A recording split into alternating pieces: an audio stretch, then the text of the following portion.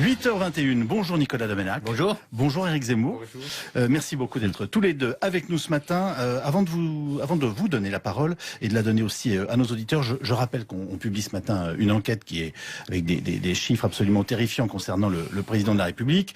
Et c'est d'ailleurs la question qui est posée à la une du Figaro ce matin, mais pas seulement, que à mon avis beaucoup de Français se posent. Peut-il encore être candidat? Eh bien, je vous la pose. Alors, Nicolas Domenac. Au gare aux prophéties, hein, quand l'heure est pas venue, c'est pas encore l'heure. Hein. Ouais. Tant qu'il y a du combat, il y a du combat à livrer. Donc c'est dans plus d'un an. Je vous rappelle aussi qu'il y avait eu des prophéties terribles qui ne se sont pas vérifiées. Hein. Chirac Balladur, Éric Zemmour qui est ici, nous avait prophétisé la fin du Parti socialiste 3 ans avant que Hollande soit élu. Eh oui, 3 ans avant que soit élu. Donc toujours un peu trop d'avance. Oui, un peu trop. Et j'espère qu'il sera plus modeste, en tout cas cette fois-ci, dans ses prophéties macabres. Donc il y a effectivement un sondage rude, le plus rude de tous, hein, et qui est difficile à encaisser. Oui, qui marque un rejet très certain.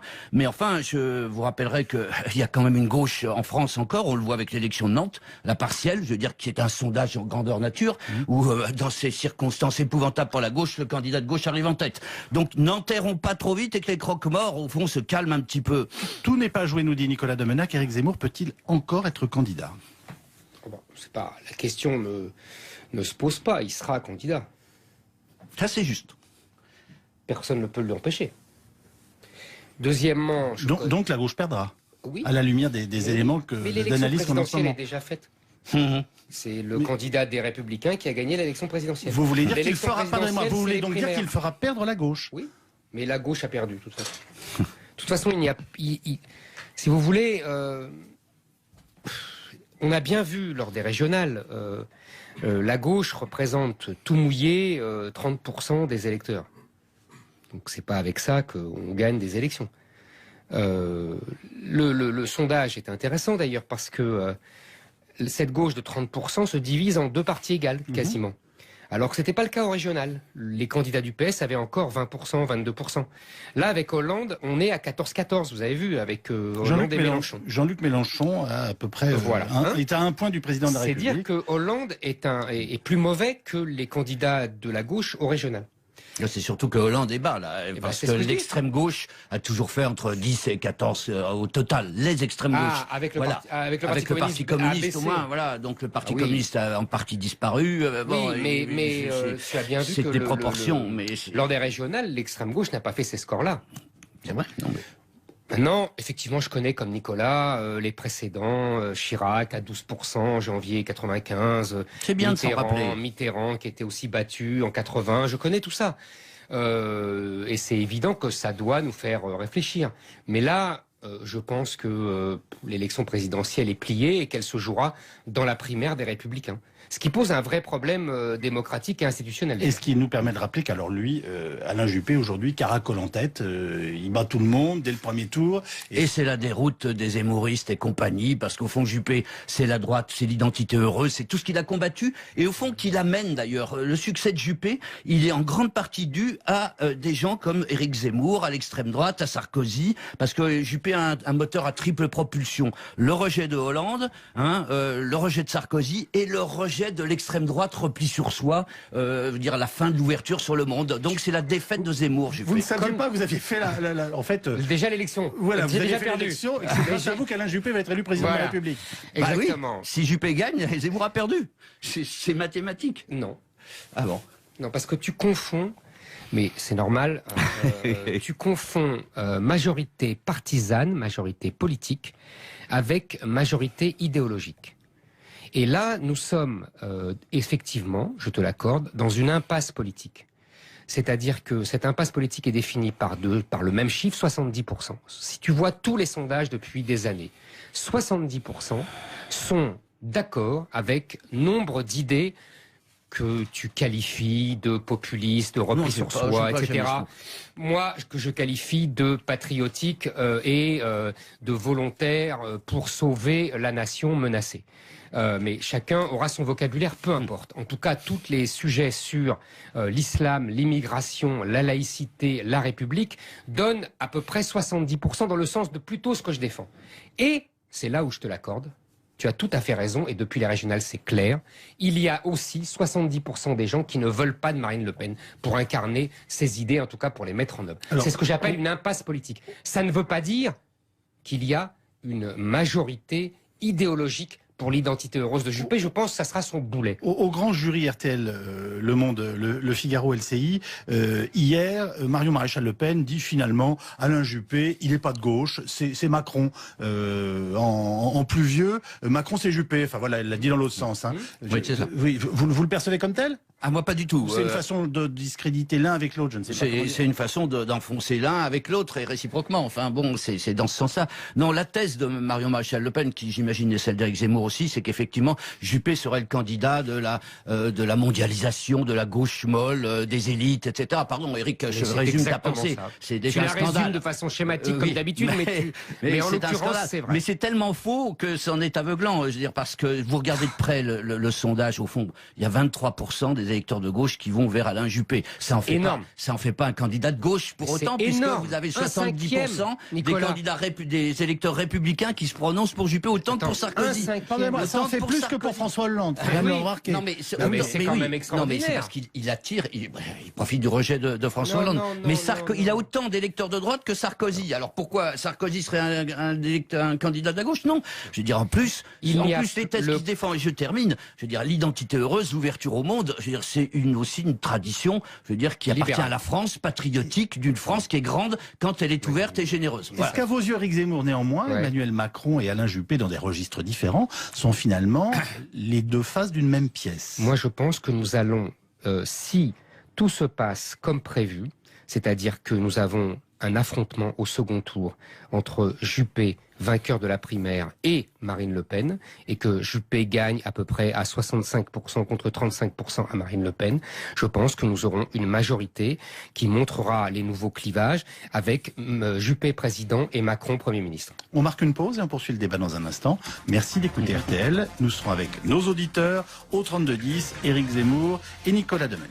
RTL 8h. Schéma Nicolas Domenac évoqué, ou en tout cas suggéré il y a quelques instants par Éric Zemmour, Juppé président et Macron Premier ministre, ça vous fait sourire? Oui, j'y crois pas un instant. Je pense que Macron est c'est une baudruche, c'est une figure passagère, un écran de projection des insatisfactions d'une gauche plutôt libérale et qui se cherche un héros. On n'a pas quelqu'un qui vient se poser durablement. Je ne crois absolument pas. Pour moi, c'est plus exactement, c'est un Dahu, si vous voulez. C'est-à-dire que, vous savez, c'est l'espèce d'animaux qui fascinent les enfants, qui ont une patte gauche beaucoup plus courte que la droite, ou l'inverse. Mais en l'occurrence, c'est la gauche. Alors qu'Emmanuel Macron est ministre. Mais je pense qu'il n'existe pas davantage. Je veux dire, il n'y a pas de consistance. Qu'est-ce qui nous a fait à part les lignes d'autobus, hein, et puis l'ouverture de quelques d'autocars, pardon, et de l'ouverture de quelques magasins du dimanche. Je veux dire, il y a de la consistance. Mais ça, je suis d'accord. Minimale. Je suis d'accord. Sur la fin de ton intervention, tu as tout à fait raison. Je mettrai une nuance, c'est que c'est une créature médiatique.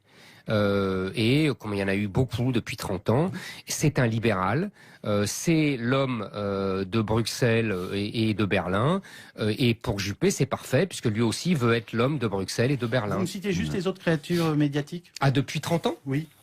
Michel Rocard, que je vous dise pas de bêtises, là j'ai des hésitations. Oui, non mais il y en a beaucoup, franchement. Non mais je pense, il y en a beaucoup de disparus, Delors, Delbar, à droite il y avait Noir, il y avait Léotard. Vous voulez dire, vous voyez ce que je veux dire, il y en a beaucoup de gens qui ne représentaient rien électoralement. On appelait les popularités de papier, sous-entendu Simone Veil, Bernard Kouchner, vous voyez. Voilà. Villepin était un peu Dominique de Villepin était un phénomène passager comme ça sur d'autres thématiques. On donne la parole à nos auditeurs, si vous le voulez bien, qui vont débattre et discuter avec vous. On commence avec François qui nous appelle de Strasbourg, dans le Bas-Rhin. Bonjour François. Oui, bonjour messieurs. Que voulez-vous nous dire sur le président? Alors, je reviens sur l'impopularité de M. Hollande et du sondage que vous commentez. Une impopularité, ça peut s'expliquer lorsqu'on a engagé de très fortes réformes, de lourdes réformes, ce qui n'est pas le cas aujourd'hui. Et être impopulaire en engageant ce que je qualifierais plus de fausses réformes et en cherchant à faire plaisir à tout le monde, je trouve que c'est triste.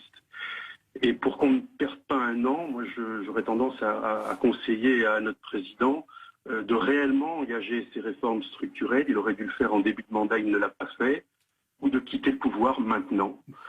Se représenter, pour moi, c'est vraiment un non-sujet. Ce serait même indécent hein, dans son cas.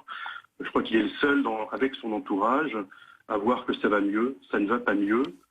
Ça ira mieux dans notre pays le jour où chacun aura un emploi et les autres indicateurs y suivront. Donc, vous lui suggérez de prendre des mesures importantes avant de quitter le pouvoir. Absolument. Vous êtes le deuxième à le faire à notre antenne de ce matin. Hein. Oui, absolument. Et je pense que ce serait une façon de sortir par le haut en ayant un minimum de fierté. Du coup, on va donner. Restez avec nous, hein, François. On va donner la parole à Louis-Georges, qui lui aussi nous a appelé au 3210. Il est chef d'entreprise, comme vous d'ailleurs. Il nous appelle de Yonah dans l'Ain. Et Louis-Georges, si j'ai bien compris, vous en avez par-dessus la tête de ce que vous qualifiez de Hollande bashing. Je vous écoute. Oui, enfin, je trouve qu'on tape sur Hollande, mais bon, Sarkozy n'a pas fait mieux. Il y a eu autant de chômage sous Sarkozy. Je crois qu'aujourd'hui, les Français en ont un petit peu ras-le-bol parce qu'ils voient pas de solution, ils voient pas l'avenir.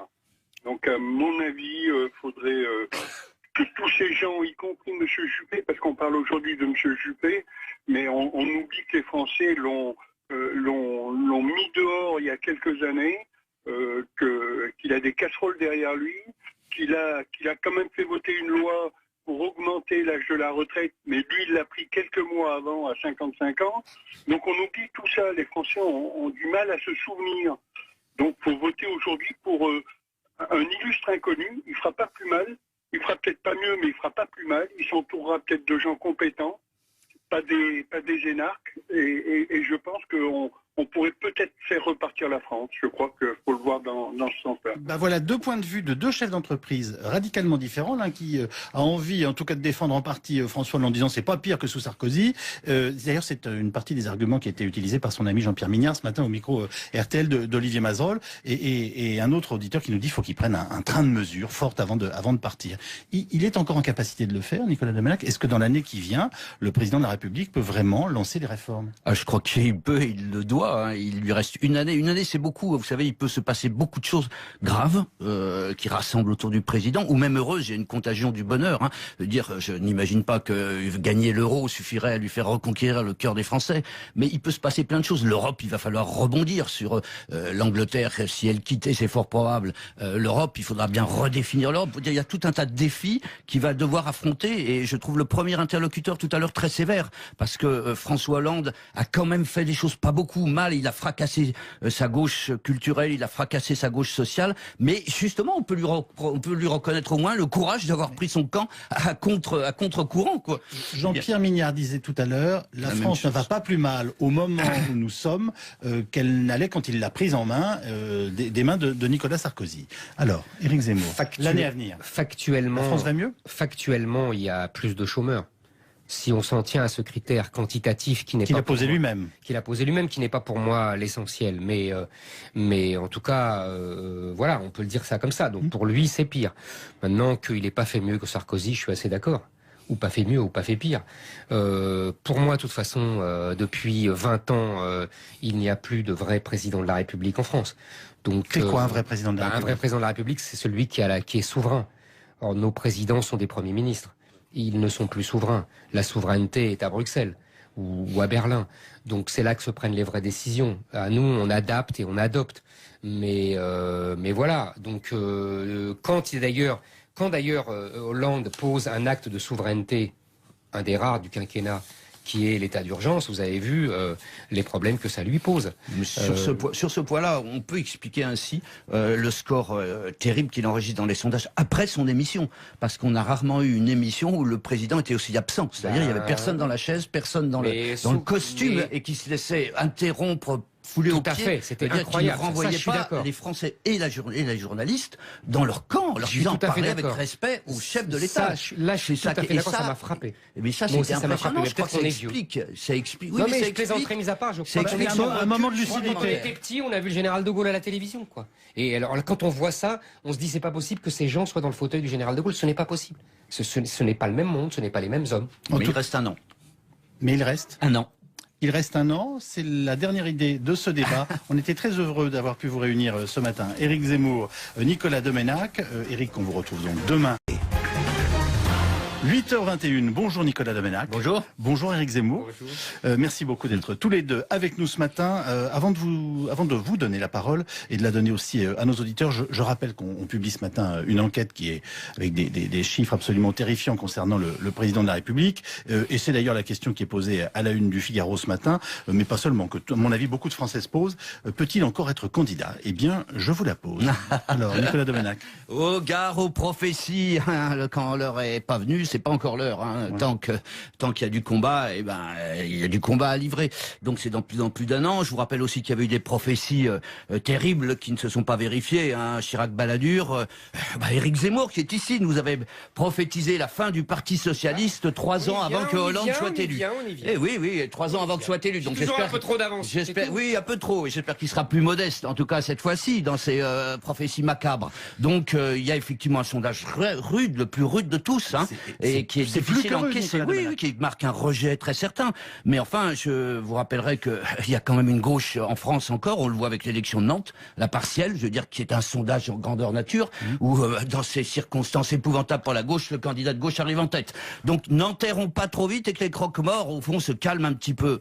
Tout n'est pas joué, nous dit Nicolas Domenac. Éric Zemmour peut-il encore être candidat? C'est pas, la question ne se pose pas, il sera candidat. Ça, c'est juste. Personne ne peut l'empêcher. Deuxièmement... Donc la gauche perdra, oui, à la lumière des éléments d'analyse qu'on a en ce moment. Mais l'élection présidentielle est déjà faite.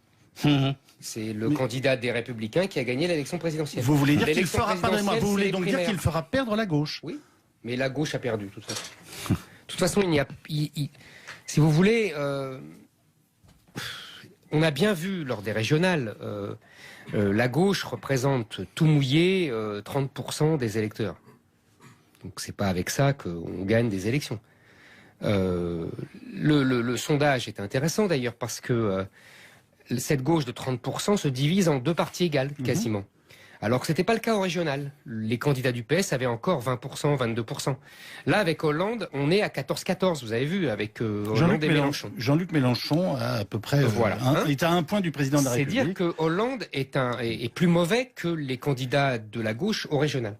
Là, c'est surtout que Hollande est bas, là, parce que l'extrême gauche a toujours fait entre 10 et 14. Porte que la droite ou l'inverse. Mais en l'occurrence, c'est la gauche. Alors qu'Emmanuel Macron est ministre. Mais je pense qu'il n'existe pas d'avantage. Je veux dire, il n'y a pas de consistance. Qu'est-ce qu'il nous a fait à part les lignes d'autobus, et puis l'ouverture de quelques d'autocars, pardon, et de l'ouverture de quelques magasins du dimanche. Je veux dire, il y a de la consistance. Mais ça, je suis d'accord. Minimale. Je veux dire, minimale. Je suis d'accord. Sur la fin de ton intervention, tu as tout à fait raison. Je mettrai une nuance, c'est que c'est une créature médiatique. Et comme il y en a eu beaucoup depuis 30 ans, c'est un libéral, c'est l'homme de Bruxelles et de Berlin, et pour Juppé c'est parfait, puisque lui aussi veut être l'homme de Bruxelles et de Berlin. Vous me citez juste les autres créatures médiatiques? Ah, depuis 30 ans? Oui. Michel Rocard, que je vous dise pas de bêtises, là j'ai des hésitations. Oui, non mais il y en a beaucoup, franchement. Non mais je pense, il y en a beaucoup de disparus, Delors, Delbar, à droite il y avait Noir, il y avait Léotard. Vous voulez dire, vous voyez ce que je veux dire, il y en a beaucoup de gens qui ne représentaient rien électoralement. On appelait les popularités de papier, sous-entendu Simone Veil, Bernard Kouchner, vous voyez. Voilà. Villepin était un peu Dominique de Villepin était un phénomène passager comme ça sur d'autres thématiques. On donne la parole à nos auditeurs, si vous le voulez bien, qui vont débattre et discuter avec vous. On commence avec François qui nous appelle de Strasbourg, dans le Bas-Rhin. Bonjour François. Oui, bonjour messieurs. Que voulez-vous nous dire sur le président? Alors, je reviens sur l'impopularité de M. Hollande et du sondage que vous commentez. Une impopularité, ça peut s'expliquer lorsqu'on a engagé de très fortes réformes, de lourdes réformes, ce qui n'est pas le cas aujourd'hui. Et être impopulaire en engageant ce que je qualifierais plus de fausses réformes et en cherchant à faire plaisir à tout le monde, je trouve que c'est triste. Et pour qu'on ne perde pas un an, moi j'aurais tendance à conseiller à notre président de réellement engager ces réformes structurelles. Il aurait dû le faire en début de mandat, il ne l'a pas fait, ou de quitter le pouvoir maintenant. Se représenter, pour moi, c'est vraiment un non-sujet, ce serait même indécent dans son cas. Je crois qu'il est le seul, avec son entourage, à voir que ça va mieux, ça ne va pas mieux. Ça ira mieux dans notre pays le jour où chacun aura un emploi et les autres indicateurs y suivront. Donc vous lui suggérez de prendre des mesures importantes avant de quitter le pouvoir. Absolument. Vous êtes le deuxième à le faire à notre antenne de ce matin. Hein. Oui, absolument. Et je pense que ce serait une façon de sortir par le haut. En ayant un minimum au total, les extrêmes gauches, avec le voilà. Parti Parti communiste au moins, voilà. Donc le Parti communiste a en partie disparu. Oui, mais tu as bien vu que des proportions. Mais lors des régionales, l'extrême gauche n'a pas fait ces scores-là. C'est vrai. Non, mais... Maintenant, effectivement, je connais comme Nicolas les précédents, Chirac à 12% en janvier 95, c'est bien de s'en rappeler. Mitterrand qui était aussi battu en 80, je connais tout ça. Et c'est évident que ça doit nous faire réfléchir. Mais là, je pense que l'élection présidentielle est pliée et qu'elle se jouera dans la primaire des Républicains. Ce qui pose un vrai problème démocratique et institutionnel. Et ce qui nous permet de rappeler qu'alors lui, Alain Juppé, aujourd'hui, caracole en tête, il bat tout le monde dès le premier tour. Et c'est la déroute des zémouristes et compagnie, parce qu'au fond, Juppé, c'est la droite, c'est l'identité heureuse, c'est tout ce qu'il a combattu, et au fond, qu'il amène d'ailleurs. Le succès de Juppé, il est en grande partie dû à des gens comme Éric Zemmour, à l'extrême droite, à Sarkozy, parce que Juppé a un moteur à triple propulsion. Le rejet de Hollande, le rejet de Sarkozy, et le rejet de l'extrême droite repli sur soi, dire la fin de l'ouverture sur le monde. Donc c'est la défaite de Zemmour. Vous ne saviez pas, vous aviez fait en fait déjà l'élection. Voilà, vous avez déjà fait perdu. l'élection. Et c'est grâce à vous qu'Alain Juppé va être élu président de la République. Exactement. Bah oui, si Juppé gagne, Zemmour a perdu. C'est mathématique. Non. Ah bon? Non, parce que tu confonds. Mais c'est normal. Tu confonds majorité partisane, majorité politique, avec majorité idéologique. Et là, nous sommes effectivement, je te l'accorde, dans une impasse politique. C'est-à-dire que cette impasse politique est définie par le même chiffre, 70%. Si tu vois tous les sondages depuis des années, 70% sont d'accord avec nombre d'idées que tu qualifies de populistes, de repli sur soi, etc. Moi, que je qualifie de patriotique et de volontaire pour sauver la nation menacée. Mais chacun aura son vocabulaire, peu importe. En tout cas, tous les sujets sur l'islam, l'immigration, la laïcité, la République donnent à peu près 70% dans le sens de plutôt ce que je défends. Et c'est là où je te l'accorde. Tu as tout à fait raison, et depuis les régionales, c'est clair. Il y a aussi 70% des gens qui ne veulent pas de Marine Le Pen pour incarner ses idées, en tout cas pour les mettre en œuvre. C'est ce que j'appelle une impasse politique. Ça ne veut pas dire qu'il y a une majorité idéologique pour l'identité heureuse de Juppé. Je pense que ça sera son boulet. De fierté. Du coup, on va donner, restez avec nous, François, on va donner la parole à Louis-Georges, qui lui aussi nous a appelé au 3210. Il est chef d'entreprise, comme vous d'ailleurs. Il nous appelle de Yonah dans l'Ain. Et Louis-Georges, si j'ai bien compris, vous en avez par-dessus la tête de ce que vous qualifiez de Hollande bashing. Je vous écoute. Oui, enfin, je trouve qu'on tape sur Hollande, mais bon, Sarkozy n'a pas fait mieux. Il y a eu autant de chômage sous Sarkozy. Je crois qu'aujourd'hui, les Français en ont un petit peu ras-le-bol parce qu'ils ne voient pas de solution, ils ne voient pas l'avenir. Donc, à mon avis, il faudrait que tous ces gens, y compris M. Juppé, parce qu'on parle aujourd'hui de M. Juppé, mais on oublie que les Français l'ont mis dehors il y a quelques années, qu'il a des casseroles derrière lui, qu'il a quand même fait voter une loi pour augmenter l'âge de la retraite, mais lui, il l'a pris quelques mois avant, à 55 ans. Donc on oublie tout ça. Les Français ont du mal à se souvenir. Donc il faut voter aujourd'hui pour un illustre inconnu. Il fera pas plus mal. Il fera peut-être pas mieux, mais il fera pas plus mal. Il s'entourera peut-être de gens compétents, pas des énarques. Et je pense qu'on pourrait peut-être faire repartir la France. Je crois qu'il faut le voir dans ce sens-là. Ben voilà deux points de vue de deux chefs d'entreprise radicalement différents. L'un qui a envie, en tout cas, de défendre en partie François Hollande en disant c'est pas pire que sous Sarkozy. D'ailleurs, c'est une partie des arguments qui a été utilisés par son ami Jean-Pierre Mignard ce matin au micro RTL d'Olivier Mazerolles. Et un autre auditeur qui nous dit qu'il faut qu'il prenne un train de mesures fortes avant de partir. Il est encore en capacité de le faire, Nicolas Demenac. Est-ce que dans l'année qui vient, le président de la République peut vraiment lancer des réformes? Je crois qu'il peut, il le doit. voit, hein, il lui reste une année. Une année, c'est beaucoup. Vous savez, il peut se passer beaucoup de choses graves qui rassemblent autour du président, ou même heureuses. Il y a une contagion du bonheur. Hein. Je n'imagine pas que gagner l'euro suffirait à lui faire reconquérir le cœur des Français. Mais il peut se passer plein de choses. L'Europe, il va falloir rebondir sur l'Angleterre. Si elle quittait, c'est fort probable. L'Europe, il faudra bien redéfinir l'Europe. Il y a tout un tas de défis qu'il va devoir affronter. Et je trouve le premier interlocuteur tout à l'heure très sévère, parce que François Hollande a quand même fait des choses pas beaucoup mal. Il a fracassé sa gauche culturelle, il a fracassé sa gauche sociale. Mais justement, on peut lui reconnaître au moins le courage d'avoir pris son camp à contre-courant, quoi.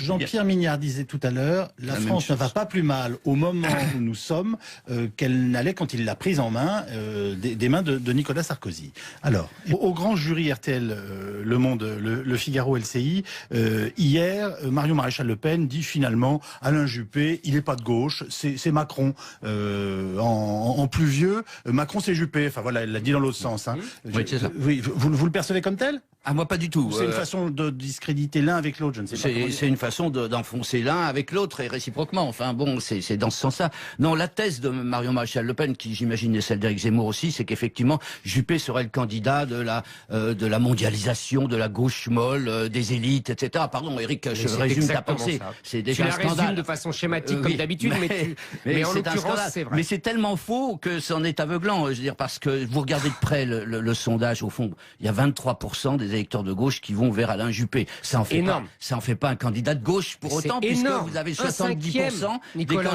des électeurs républicains qui se prononcent pour Juppé autant que pour Sarkozy. Pardonnez-moi, ça en fait plus que pour François Hollande.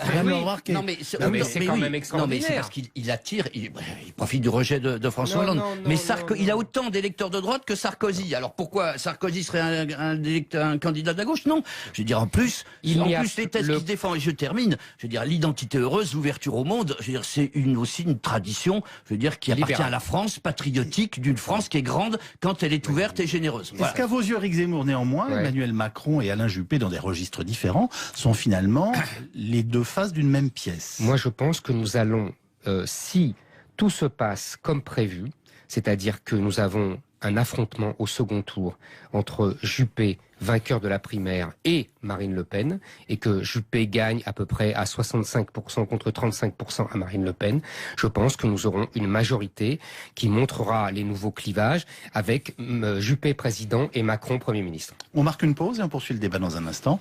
Merci d'écouter RTL. Nous serons avec nos auditeurs au 3210, Éric Zemmour et Nicolas Domenac.